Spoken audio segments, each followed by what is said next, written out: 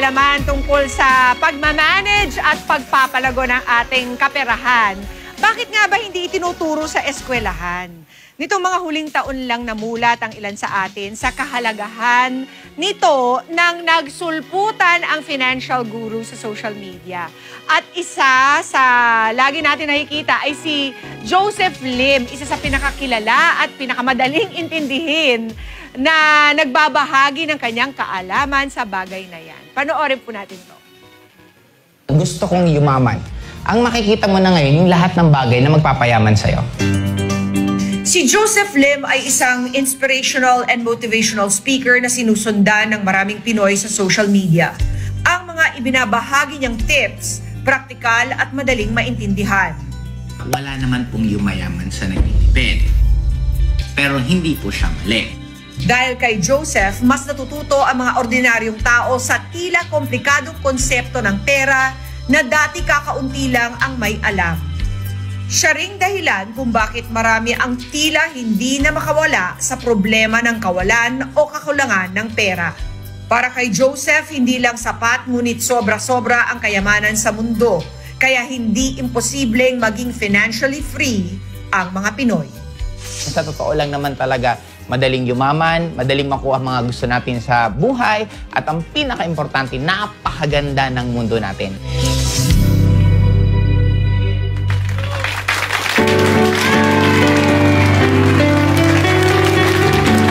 Please welcome to Kada Umaga, Mr. Joseph Lim.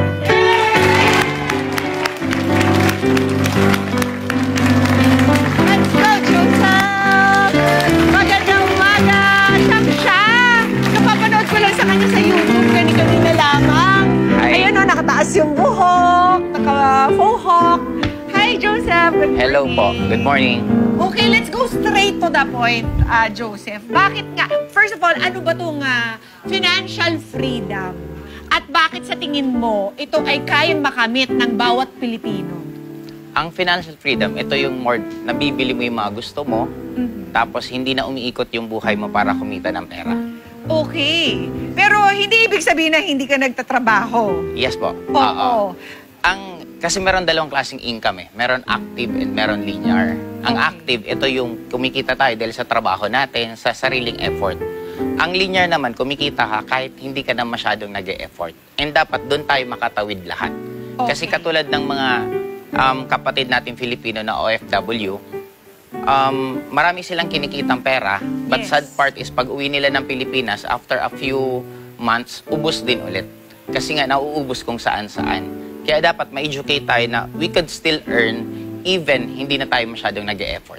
Okay. Paano natin gagawin ito, Joseph? Tama. Meron ba tayong oras para sabihin sa ating, ipamahagi sa ating mga kano kung paano ito ma-achieve? Yes po.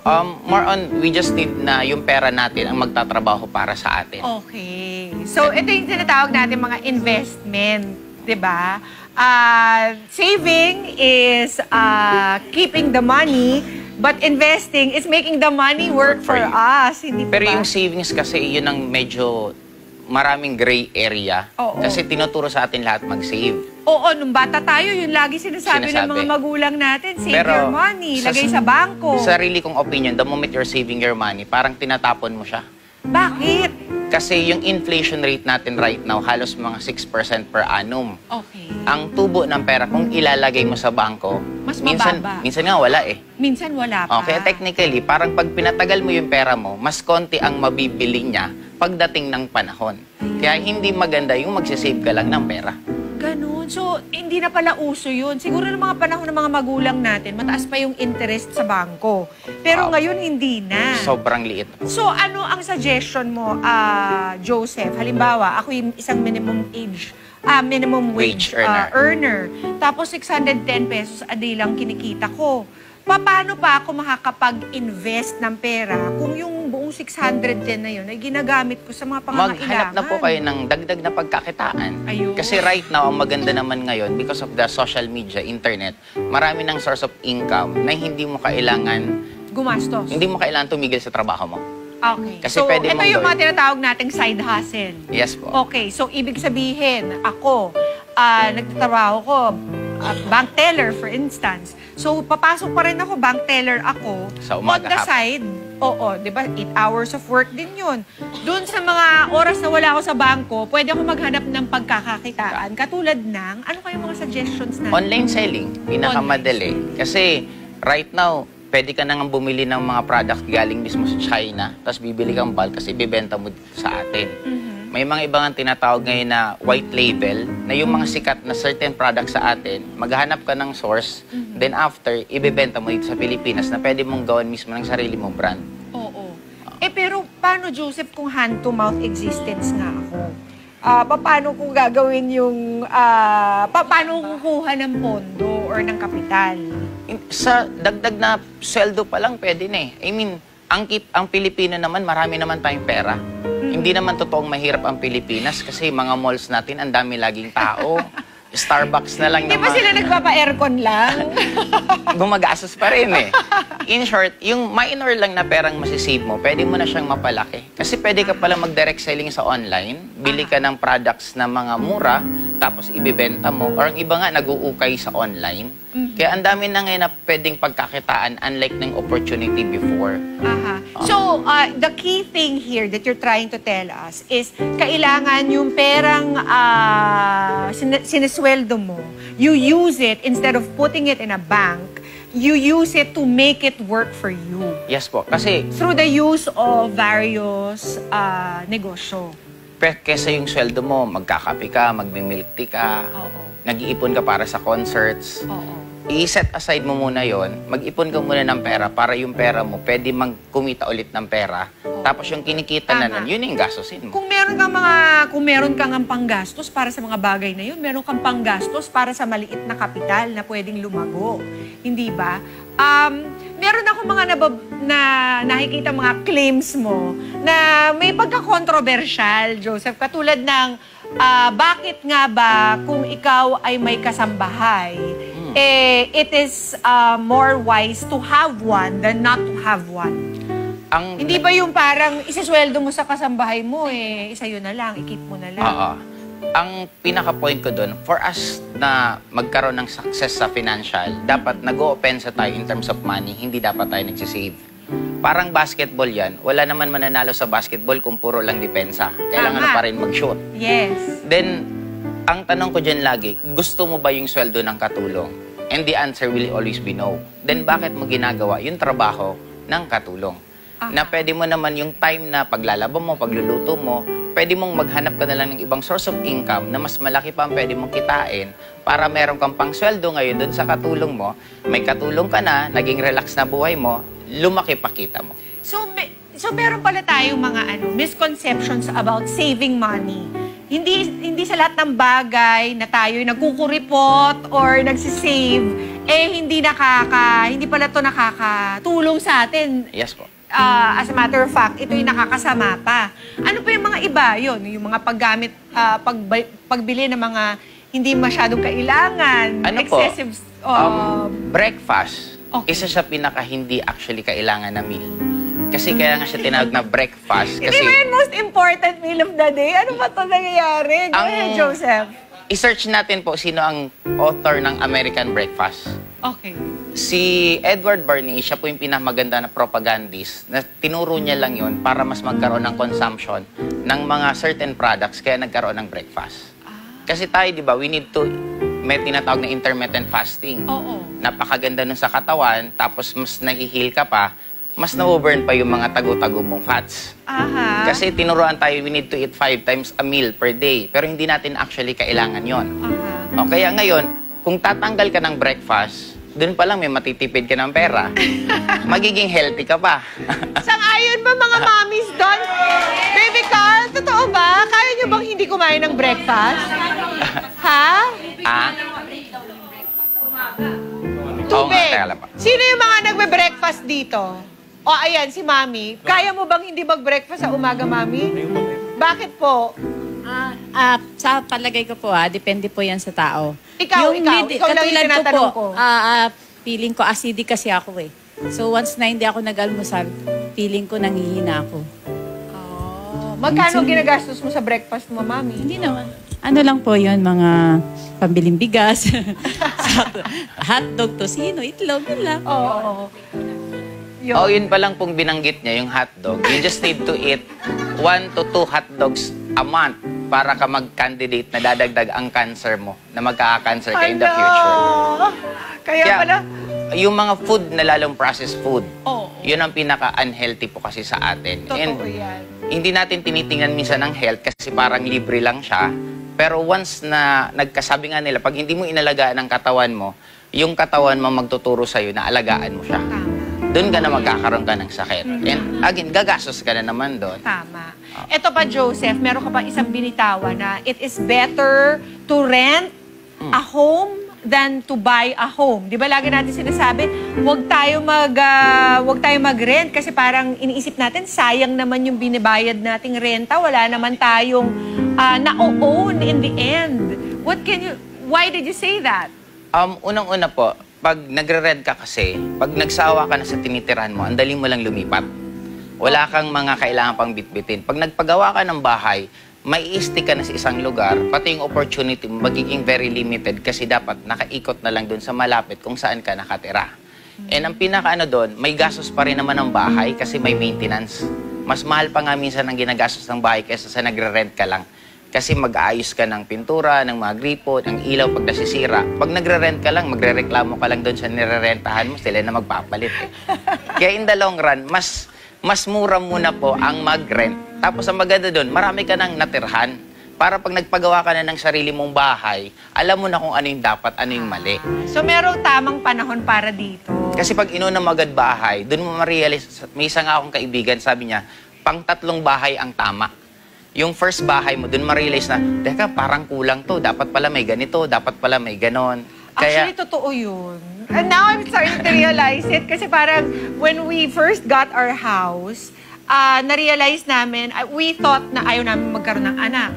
Tapos ngayon, 2 na yung anak namin.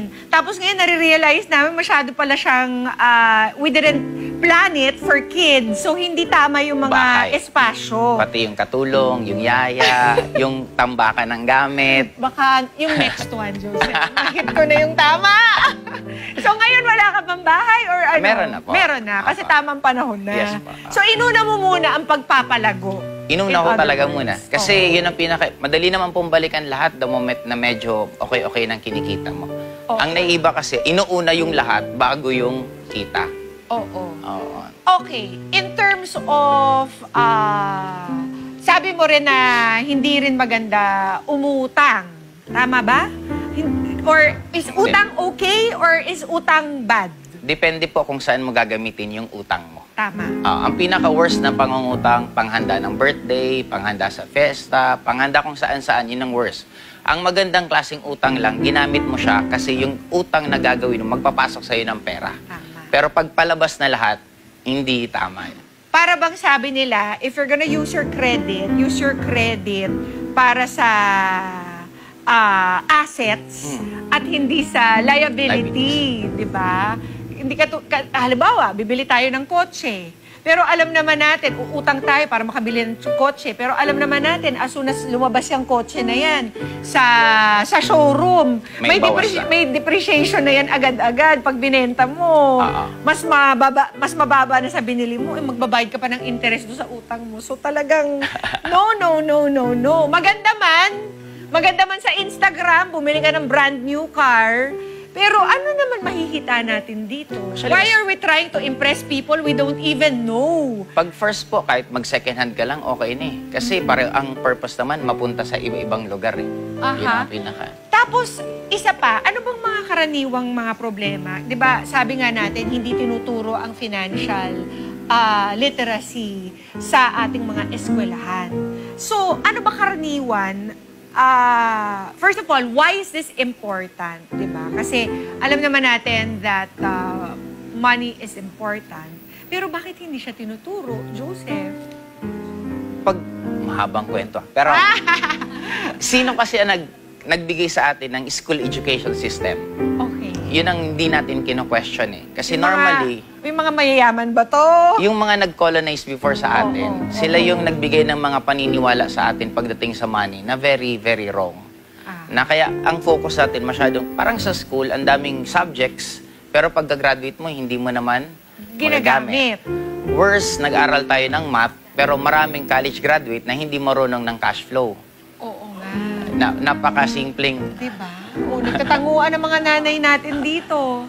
Oo. So, in other words, ano yung mga importanteng concept sa financial literacy na dapat malaman ng ating mga kada?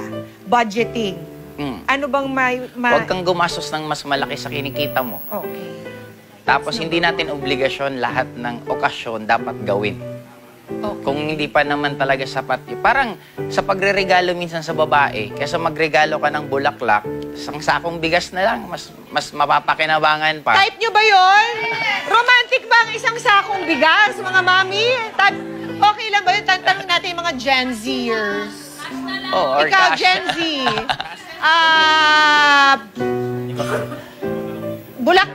Yung babae. O, sige. Yung babae, syempre, Carl. Bigas o bulaklak? Mas prefer ko pa yung bulaklak. Kasi mag-gets pa. Oh, si Mami. Bigas o bulaklak? Bigas o bulaklak? Hindi pwede, syempre bigas kasi napakahalaga sa pamilya yan, saka pang-araw-araw natin. Oo. Bigas. Kasi yung bulaklak, one time, niregaloan ko yung wife ko. Oh. Tapos alam mo, makikita mong nalalanta na lang mga ilang araw, then itatapon mo. Sabi ko, parang sayang naman kung binili na lang ng bag or binili ng at least napakinabangan Ganyan pa. din ako dati. Cash na lang. Pati yung debo ko, kinash ko. Pero nilagay ko sa bangko, Joseph. Siguro, okay, 5,000 pesos, meron ako na ipon na 5,000 pesos. Anong pwede kong gawin dito sa 5,000 na to para itong 5,000 ito will work for me for years and years and years, Joseph? Aside from online selling. Honestly, sa akin, I could promote po ito medyo ang dami pang taong naguguluhan dito pagdating sa network industry, sa networking na term. Kasi kung ako mag-a-advise, I'd rather lahat ng kabataan mag-join. For them to experience yung selling, tumaas yung emotional quotient nila, na masanay silang nare-reject, na hindi lahat ng ino-offer nila kukunin. Tapos yung mga training itself na personality development, na kung lalabas ka kasi sa networking industry, masyadong mahal ang bayad. Nasa networking lang, normally, libre lang siya. Kaya kung dun pa lang sa training na yon, magandang foundation kasi yun para mas malayo marating mo sa life. Okay. Bakit 5,000 pesos ba? Para May mga ibang networking company din po, nag-range lang, na pwede kang sumali, na pwede kang umattend ng mga trainings nila. So lahat ba tayo may kakayanan mag-sell? Yes, kasi skill lang naman siya eh. Para siyang pagluluto, pagbibisikleta. Kaya hindi ka magaling sa isang bagay kasi hindi mo ginagawa. Pero ang isang bagay na lagi mong gagawin, regardless dating hindi mo ginagawa, gagaling ka. Joseph, meron ba kayong mga katanungan para kay Joseph? O Kevin! Go, Kevin! Meron po akong tanong. Sa pakikinig ko po kasi, marami tayong mga ways of saving that were debunked. Tapos yung manner of acquiring money, kung paano tayo magtrabaho, medyo nababago din. So, kung nababago po yung kaisipan natin sa mga ganong bagay, paano nyo pa sasabihin doon sa mga tao na may, halimbawa, dream ko na magkaroon ng ganito. Kunyari, magkaroon ako ng kotse, tapos hindi pala siya ayos. Tapos gusto ko magkaroon ng bahay at lupa, tapos hindi pala siya cost-effective in the long run. So parang nasisira yung dreams ko. Paano pa ako magsisikap? So what should our dream... I guess you're asking, what should our goals be? Kasi Yes. ito yung mga goals natin dati. Gusto ko magkakotse, gusto ko magkabahay. Pero sinasabi ni Joseph na parang, these are not the things that we should prioritize. So ano dapat yung Ibig bagong sabihin, hashtag goals? Hindi siya gagawin mo or kukunin mo, hindi lang muna siyang uunahin mo. Oo. May mga ibang mas dapat kang unahin para in the long run, makuha mo lahat ng sinasabi mo na Yes. kotse, bahay. So ano dapat ang bago nating hashtag goals? Matuto ka kumita ng malaki. Kumita muna tayo. Kasi bago tayo ang problema natin, matapa. kumita ka lang ng certain amount, okay na, relax ka na eh. taasan mo ng konting standard mo na at least mag 6 figures ka man lang a month, Oo. yun medyo maganda-gandang income na yan. Kumbaga, if Ito you're ba yung sinasabi, Joseph, na meron na tayong disposable income? Meron ba talagang ganun? Pero medyo hindi pa ganun kalaki pa rin ang 6 figures eh. Ang mga 100K, maliit pa rin yan eh. Pero at least as a start, na ma-realize po natin na ang 100K a month, hindi po siya ganun kalaki. Ang 1 million po, napakadali po niyang ubusin. At saka, ang napapansin ko, Joseph, the more na tumaas yung kita natin, the more lumalaki rin ang ating... Lifestyles. Oo, ang ating expenditures. Kasi parang tinataas natin yung so-called quality of life natin, Yes, di ba? Oo. Kaya ang Yung standard pinaka-goal, of living. lumaki ang kinikita mo. Para pagdating ng oras, kahit medyo mataas naman ang lifestyle mo, kaya na niyang habulin. Iba talaga. Iba mag-isip talaga ang matalino sa pera, di ba? Hindi ibinibili agad ng mga luho, di ba? Kung hindi, ipinapalaki natin yung ating mga sources of income. Pinapalago para... Tapos maging ano po, clear. Kasi ako, I could still remember, may isa po akong ex na gusto niyang, namamasada ako ng jeep before. Oh, wow. Tapos sabi niya, itigil ko na yon kasi mas importanteng nagkikita kami gabi-gabi. Kumbaga, mas gusto niya magkasama kami. Tapos sabi niya, hindi naman daw importante na mayaman kami, basta ang importante daw magkasama kami. Ano pa yun? Bata pa ako nun. Okay. Sagot ko naman sa kanya, nasasabi mong importante, hindi importante ang pera kasi pareho tayo pinapakain pa ng magulang natin. Yes. Pero pag mag-asawa na tayo at nagugutom tayo, I really don't think na yan pa rin ang sasabihin mo. And doon ako nagkaroon ng choice between siya ba ang pipiliin ko or yung dream ko. And talagang pinili ko pa rin dream ko. Kasi end of the day, mas kasama ko sarili ko lagi kesa sa kasama ko siya. And it's a good thing kasi hindi ko to narating ko kung siya ang inuna ko. Kaya marami tayong magiging option, maguguluhan tayo regarding doon. Lalo sa mga may nanonood pong kabataan, I suggest na you need to become selfish for you to be selfless. Unahin nyo muna sarili nyo bago ibang tao. Kasi end of the day, ano man mangyari, wala kang ibang kasama araw-araw, kundi sarili mo. Yo, no? Dami nagtatanguan sa studio, Derek, oh. Oh, may katanungan pa ba? Malinaw ba?